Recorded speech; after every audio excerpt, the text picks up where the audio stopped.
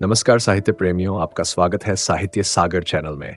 आज हम लेकर आए हैं मुंशी प्रेमचंद जी की लिखी कहानी तेंतर। आखिर वही हुआ जिसकी आशंका थी, जिसकी चिंता में घर के सभी लोग, विशेषतः प्रसूता पड़ी हुई थी। 3 पुत्रों के पश्चात कन्या का जन्म हुआ। माता सौर में सूख गई, पिता बाहर आंगन में सूख गए और पिता की वृद्धा माता सौर द्वार पर सूख गई। अनर्थ, महा अनर्थ, भगवान ही कुशल करें तो हो। यह पुत्री नहीं राक्षसी है, इस अभागिनी को इसी घर में आना था। आना ही था तो कुछ दिन पहले क्यों ना आई। भगवान 7वें शत्रु के घर भी तेंतर का जन्म न दें। पिता का नाम था पंडित दामोदर दत्त। शिक्षित आदमी थे, शिक्षा विभाग ही में नौकर भी थे, मगर इस संस्कार को कैसे मिटा देते जो परंपरा से हृदय में जमा हुआ था कि तीसरे बेटे की पीठ पर होने वाली कन्या भागिनी होती है, या पिता को लेती, या माता को, या अपने को। उनकी वृद्धा माता लगी नवजात कन्या को पानी पी पी कर कोसने। कलमुही है, कलमुही, न जाने क्या करने आई है यहाँ। किसी बांझ के घर जाती तो उसके दिन फिर जाते। दामोदर दत्त दिल में तो घबराए हुए थे, पर माता को समझाने लगे, अम्मा, तेंतर वेतर कुछ नहीं, भगवान की जो इच्छा होती है वही होता है। ईश्वर चाहेंगे तो सब कुशल ही होगा। गाने वालियों को बुला लो, नहीं लोग कहेंगे 3 बेटे हुए तो कैसे फूली फिरती थीं। एक बेटी हो गई तो घर में कुहराम मच गया। माता, अरे बेटा, तुम क्या जानो इन बातों को, मेरे सिर तो बीत चुकी है। प्राण नहों में समाया हुआ है। तेंतर ही के जन्म से तुम्हारे दादा का देहांत हुआ। तभी से तेंतर का नाम सुनते ही मेरा कलेजा कांप उठता है। दामोदर, इस कष्ट के निवारण का भी कोई उपाय होगा। माता, उपाय बताने को तो बहुत है, पंडित जी से पूछो, कोई न कोई उपाय बता देंगे, पर इससे कुछ होता नहीं। मैंने कौन से अनुष्ठान नहीं किए, पर पंडित जी की तो मुट्ठियां गर्म हुई। यहां जो सिर पर पड़ना था वह पड़ ही गया। अब टके के पंडित रह गए हैं, जजमान मरे, ये उनकी बला से उनकी दक्षिणा मिलनी चाहिए। धीरे से लड़की दुबली पतली भी नहीं है, तीनों लड़कों से हृष्ट पुष्ट है। बड़ी बड़ी आंखें हैं, पतले पतले लाल लाल ओंठ है जैसे गुलाब की पत्ती। गोरा चिट्टा रंग है, लंबी सी नाक। कलमुही नहलाते समय रोई भी नहीं, टुकुर टुकुर ताकती रही। यह सब लक्षण कुछ अच्छे थोड़े ही हैं। दामोदर दत्त के तीनों लड़के सांवले थे, कुछ विशेष रूपवान भी न थे। लड़की के रूप का बखान सुनकर उनका चित्त कुछ प्रसन्न हुआ। बोले, अम्मा जी, तुम भगवान का नाम लेकर गाने वालियों को बुला भेजो, गाना बजाना होने दो। भाग्य में जो कुछ है वह तो होगा ही। माता जी तो हुलसता नहीं, करूं क्या? दामोदर गाना न होने से कष्ट का निवारण तो होगा नहीं, कि हो जाएगा। अगर इतने सस्ते जान छूटे तो न कराओ गाना। माता, बुलाए लेती हूं बेटा, जो कुछ होना था वह तो हो गया। इतने में दाई ने सौर में से पुकार कर कहा, बहू जी कहती है गाना वाना कराने का काम नहीं है। माता, भला उनसे कहो चुप बैठी रहे, बाहर निकलकर मनमानी करेंगी। 12 ही दिन है, बहुत दिन नहीं है। बहुत इतराती फिरती थी, यह न करूंगी, वह न करूंगी। देवी क्या है, देवता क्या है, मर्दों की बातें सुनकर वही रट लगाने लगती थी। तो अब चुपके से बैठती क्यों नहीं? मेमे तो तेंतर को अशुभ नहीं मनती और सब बातों में मेमों की बराबर करती हैं, तो इस बात में भी करें। यह कहकर माताजी ने नाइन को भेजा कि जाकर गाने वालियों को बुला ला, पड़ोस में भी कहती जाना। सबेरा होते ही बड़ा लड़का सोकर उठा और आंखें मलता हुआ जाकर दादी से पूछने लगा, बड़ी अम्मा, कल अम्मा को क्या हुआ? माता, लड़की तो हुई है। बालक खुशी से उछलकर बोला, ओ हो, पैजनियां पहन पहनकर छुन छुन चलेगी, जरा मुझे दिखा दो दादी जी। माता, अरे क्या सौर में जाएगा, पागल हो गया है क्या? लड़के की उत्सुकता न मानी, सौर के द्वार पर जाकर खड़ा हो गया और बोला, अम्मा, जरा बच्ची को मुझे दिखा दो। दाई ने कहा, बच्ची अभी सोती है, बालक जरा दिखा दो। गोद में लेकर दाई ने कन्या उसे दिखा दी तो वहां से दौड़ता हुआ अपने छोटे भाइयों के पास पहुंचा और उन्हें जगा जगा कर खुशखबरी सुनाई। एक बोला, नन्ही सी होगी। बड़ा बिल्कुल नन्ही सी, बस जैसी बड़ी गुड़िया। ऐसी गोरी है कि क्या किसी साहब की लड़की होगी। ये लड़की मैं लूंगा। सबसे छोटा बोला, हमको भी दिखा दो। तीनों मिलकर लड़की को देखने आए और वहां से बगलें बजाते उछलते कूदते बाहर आए। बड़ा देखा कैसी है? मंजला कैसे आंखें बंद किए पड़ी थी। छोटा, इसे हमें तो देना, बड़ा खूब द्वार पर बारात आएगी, हाथी घोड़े बाजे आतिशबाजी।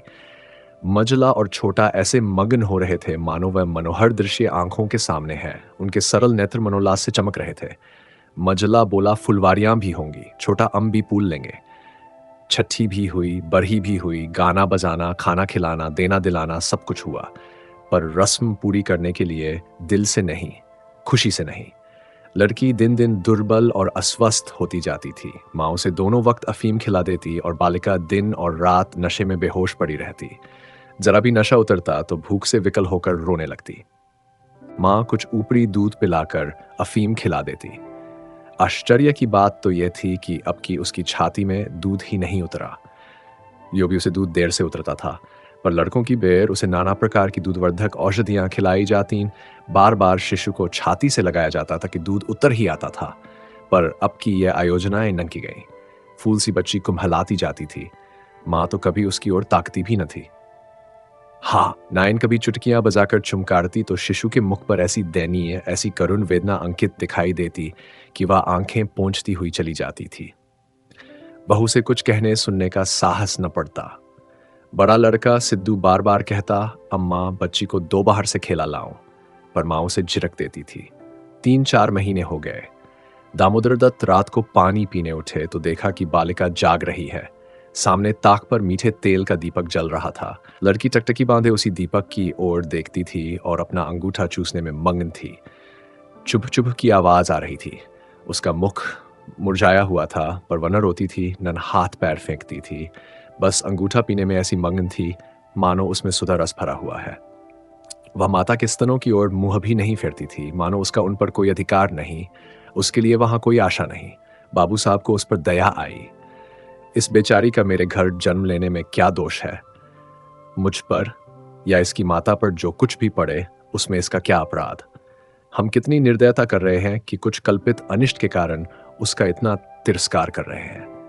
माना कि कुछ अमंगल हो भी जाए तो क्या उसके भय से इसके प्राण ले लिए जाएंगे? अगर अपराधी है तो मेरा प्रारब्ध है। इस नन्हे से बच्चे के प्रति हमारी कठोरता क्या ईश्वर को अच्छी लगती होगी? उन्होंने उसे गोद में उठा लिया और उसका मुख चूमने लगे। लड़की को कदाचित पहली बार सच्चे स्नेह का ज्ञान हुआ। वह हाथ पैर उछालकर गूगू करने लगी और दीपक की ओर हाथ फैलाने लगी। उसे जीवन ज्योति सी मिल गई। प्रातःकाल दामोदर दत्त ने लड़की को गोद में उठा लिया और बाहर लाए। स्त्री ने बार बार कहा, उसे पड़ी रहने दो, ऐसी कौन सी बड़ी सुंदर है, अभागिन रात दिन तो प्राण खाती रहती है, मर भी नहीं जाती कि जान छूट जाए। किंतु दामोदर दत्त ने न माना। उसे बाहर लाए और अपने बच्चों के साथ बैठकर खिलाने लगे। उनके मकान के सामने थोड़ी सी जमीन पड़ी हुई थी। पड़ोस के किसी आदमी की एक बकरी उसमें आकर चरा करती थी। इस समय भी वह चर रही थी। बाबू साहब ने बड़े लड़के से कहा, सिद्धू जरा उस बकरी को पकड़ो तो इसे दूध पिलाएं, शायद भूखी है बेचारी। देखो तुम्हारी नन्ही सी बहन है ना, इसे रोज हवा में खिलाया करो। सिद्धू को दिल लगी हाथ आई। उसका छोटा भाई भी दौड़ा। दोनों ने घेरकर बकरी को पकड़ा और उसका कान पकड़े हुए सामने लाए। पिता ने शिशु का मुंह बकरी के थन में लगा दिया। लड़की चुबलाने लगी और एक क्षण में दूध की धार उसके मुंह में जाने लगी, मानो टिमटी माते दीपक में लपट जाए। लड़की का मुंह खिल उठा। आज शायद पहली बार उसकी क्षुधा तृप्त हुई थी। वह पिता की गोद में हुमका हुमकर खेलने लगी। लड़कों ने भी उसे खूब अंछाया कुदाया। उस दिन से सिद्धू को मनोरंजन का एक नया विषय मिल गया। बालकों को बच्चों से बहुत प्रेम होता है। अगर किसी चिड़िया का बच्चा देख पाए तो बार बार वहां जाएंगे, देखेंगे कि माता बच्चे को कैसे दाना चुगाती है, बच्चा कैसे चोचा खोलता, कैसे दाना लेते समय परों को फड़फड़ाकर छें छें करता है। आपस में बड़े गंभीर भाव से उसकी चर्चा करेंगे। अपने अन्य साथियों को ले जाकर उसे दिखाएंगे। सिद्धू ताक में लगा रहता। ज्यों ही माता भोजन बनाने या स्नान करने जाती, तुरंत बच्ची को लेकर आता और बकरी को पकड़कर उसके थन में शिशु का मुंह लगा देता। कभी दिन में 2-2, 3-3 बार पिलाता। बकरी को भूसी चोकर खिलाकर ऐसा परचा लिया कि वह स्वयं चोकर के लोभ से चली आती और दूध देकर चली जाती। इस भांति कोई 1 महीना गुजर गया। लड़की हृष्ट पुष्ट हो गई, मुख पुरुष के समान विकसित हो गया। आंखें जग उठीं। शिशुकाल की सरल आभा मन को हरने लगी। माता उसे देख देख कर चकित होती थी। किसी से कुछ कह तो न सकती, पर दिल में उसे आशंका होती कि अब वह मरने को नहीं, हम ही लोगों के सिर जाएगी। कदाचित ईश्वर इसकी रक्षा कर रहे हैं, जभी तो दिन दिन निखरती आती है, नहीं अब तक ईश्वर के घर पहुंच गई होती। मगर दादी माता से कहीं ज्यादा चिंतित थी। उसे भ्रम होने लगा कि वह बच्ची को खूब दूध पिला रही है, सांप को पाल रही है। शिशु की ओर आंख उठाकर भी न देखती। यहां तक कि एक दिन कह बैठी, लड़की का बड़ा छोह करती हो। हाँ भाई, मां हो कि नहीं, तुम न छो करोगी तो करेगा कौन? अम्मा जी, ईश्वर जानते हैं जो मैं इसे दूध पिलाती हूँ। अरे तो मैं मना थोड़े ही करती हूँ, मुझे क्या गर्ज पड़ी है कि मुफ्त में अपने ऊपर पाप लूं, कुछ मेरे सिर तो जाएगी नहीं। अब आपको विश्वास ही ना आए तो कोई क्या करे? मुझे पागल समझती हो, वह हवा पी पी कर ऐसी हो रही है। भगवान जाने अम्मा, मुझे तो आप अचरज होता है। बहू ने बहुत निर्दोषता जताई, किंतु वृद्धा सास को विश्वास न आया। उसने समझा ये मेरी शंका को निर्मूल समझती है, मानो मुझे इस बच्ची से कोई बैर है। उसके मन में यह भाव अंकुरित होने लगा कि इसे कुछ हो जाए तब यह समझे कि मैं झूठ नहीं कहती थी। वह जिन प्राणियों को अपने प्राणों से भी प्रिय समझती थी, उन्हीं लोगों की अमंगल कामना करने लगी, केवल इसलिए कि मेरी शंकाएं सत्य हो जाए। वह ये तो नहीं चाहती थी कि कोई मर जाए, पर इतना अवश्य चाहती थी कि किसी बहाने से मैं चेता दूं कि देखा, तुमने मेरा कहा न माना, यह उसी का फल है।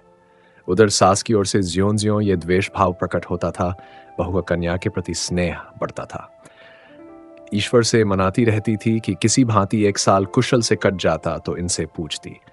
कुछ लड़की का भोला भाला चेहरा, कुछ अपने पति का प्रेम वात्सल्य देखकर भी उसे प्रोत्साहन मिलता था। विचित्र दशा हो रही थी, न दिल खोलकर प्यार ही कर सकती थी, न संपूर्ण रीति से निर्दय होते ही बनता था, न हंसते बनता था, न रोते। इस भांति 2 महीने गुजर गए और कोई अनिष्ट न हुआ। तब तो वृद्धा सास के पेट में चूहे दौड़ने लगे। बहू को 2-4 दिन ज्वर भी नहीं आ जाता कि मेरी शंका की मर्यादा रह जाए। पुत्र भी किसी दिन पैरगाड़ी पर से नहीं गिर पड़ता, न बहू के मैके ही से किसी के स्वर्गवास की सुनावनी आती है। एक दिन दामोदर दत्त ने खुले तौर पर कह भी दिया कि अम्मा, यह सब ढकोसला है, तेंतर लड़कियां क्या दुनिया में होती नहीं, तो सब के सब माँ बाप मर ही जाते हैं। अंत में उसने अपनी शंकाओं को यथार्थ सिद्ध करने की एक तरकीब सोच निकाली। एक दिन दामोदर दत्त स्कूल से आए तो देखा कि अम्मा जी खाट पर अचेत पड़ी हुई है। स्त्री अंगीठी में आग रखे उनकी छाती सेंक रही है और कोठरी के द्वार और खिड़कियां बंद है। घबराकर कहा, अम्मा जी, क्या दशा है? स्त्री दोपहर ही से कलेजे में एक शूल उठ रहा है, बेचारी बहुत तड़प रही है। दामोदर, मैं जाकर डॉक्टर साहब को बुला लाऊं ना, देर करने से शायद रोग बढ़ जाए। अम्मा जी, कैसी तबीयत है? माता ने आंखें खोली और कराहते हुए बोली, बेटा तुम आ गए? अब न पूछूंगी, हाय भगवान, अब न बचूंगी। जैसे कोई कलेजे में बर्छी चुभा रहा हो, ऐसी पीड़ा कभी न हुई थी। इतनी उम्र बीत गई, ऐसी पीड़ा नहीं हुई। स्त्री ये कलम ही चुकने जाने किस मनहूस घड़ी में पैदा हुई। सास, बेटा सब भगवान करते हैं, यह बेचारी क्या जाने। देखो मैं मर जाऊं तो उसे कष्ट मत देना। अच्छा हुआ मेरे सिर आई, किसी के सिर तो जाती ही, मेरे ही सिर सही। हाय भगवान, अब न बचूंगी। दामोदर, जाकर डॉक्टर बुला लाऊं? अभी लौटा आता हूं। माताजी को केवल अपनी बात की मर्यादा निभानी थी, रुपये न खर्च कराने थे। बोली, नहीं बेटा, डॉक्टर के पास जाकर क्या करोगे? अरे वह कोई ईश्वर है, डॉक्टर अमृत पिला देगा, 10-20 वह भी ले जाएगा, डॉक्टर वैद्य से कुछ न होगा। बेटा तुम कपड़े उतारो, मेरे पास बैठकर भागवत पढ़ो। अब न बचूंगी, हाय राम। दामोदर, तेंतर बुरी चीज है। मैं समझता था कि डकोसला ही डकोसला है। स्त्री, इसी से मैं उसे कभी मुंह नहीं लगाती थी। माता, बेटा बच्चों को आराम से रखना, भगवान तुम लोगों को सुखी रखे। अच्छा हुआ मेरे ही सिर गई, तुम लोगों के सामने मेरा परलोक हो जाएगा। कहीं किसी दूसरे के सिर जाती तो क्या होता राम। भगवान ने मेरी विनती सुन ली। हाय हाय। दामोदर दत्त को निश्चय हो गया कि अब अम्मा न बचेंगी। बड़ा दुख हुआ। उनके मन की बात होती तो वह मां के बदले तेंतर को न स्वीकार करते। जिस जननी ने जन्म दिया, नाना प्रकार के कष्ट झेलकर उनका पालन पोषण किया, अकाल वैधवी को प्राप्त होकर भी उनकी शिक्षा का प्रबंध किया, उसके सामने एक दुधमुही बच्ची का क्या मूल्य था, जिसके हाथ का एक गिलास पानी भी वह न जानते थे। शोकातुर हो कपड़े उतारे और मां के सिरहाने बैठकर भागवत की कथा सुनाने लगे। रात को बहू भोजन बनाने चली तो सास से बोली, अम्मा जी तुम्हारे लिए थोड़ा सा साबूदाना छोड़ दूं? माता ने व्यंगी करके कहा, बेटी अन्न बिना न मारो, भला साबूदाना मुझसे खाया जाएगा? जाओ थोड़ी पूरियां छान लो, पड़े पड़े जो कुछ इच्छा होगी खा लूंगी, कचौरियां भी बना लेना। मरती हूं तो भोजन को तरस तरस क्यों मरूं? थोड़ी मलाई भी मंगवा लेना, चौक की हो। फिर थोड़े खाने आऊंगी बेटी, थोड़े से केले मंगवा लेना, कलेजे के दर्द में केले खाने से आराम होता है। भोजन के समय पीड़ा शांत हो गई, लेकिन आध घंटे के बाद फिर जोर से होने लगी। आधी रात के समय कहीं जाकर उनकी आंख लगी। 1 सप्ताह तक उनकी यही दशा रही। दिन भर पड़ी रहा करती, बस भोजन के समय जरा वेदना कम हो जाती। दामोदर दत्त सिरहाने बैठे पंखा चलते और मातृवियोग के आगत शोक से रोते। घर की महरी ने महल्ले भर में यह खबर फैला दी। पड़ोसिनें देखने आई तो सारा इल्जाम बालिका के सिर गया। एक ने कहा, यह तो कहो बड़ी कुशल हुई कि बुढ़िया के सिर गई, नहीं तो तेंतर माँ बाप 2 में से एक को लेकर तभी शांत होती है। दैव न करे कि किसी के घर तेंतर का जन्म हो। दूसरी बोली, मेरे तो तेंतर का नाम सुनते ही रोए खड़े हो जाते हैं। भगवान बांझ रखे पर तेंतर न दे। 1 सप्ताह के बाद वृद्धा का कष्ट निवारण हुआ। मरने में कोई कसर न थी। वह तो कहो पुरुखाओं का पुण्य प्रताप था। ब्राह्मणों को गोदान दिया गया। दुर्गा पाठ हुआ। तब कहीं जाके संकट कटा। यदि इस प्रस्तुति ने आपके हृदय को स्पर्श किया हो तो कृपया इस वीडियो को लाइक करें, कमेंट करें और साहित्य सागर चैनल को सब्सक्राइब करना न भूलें। धन्यवाद।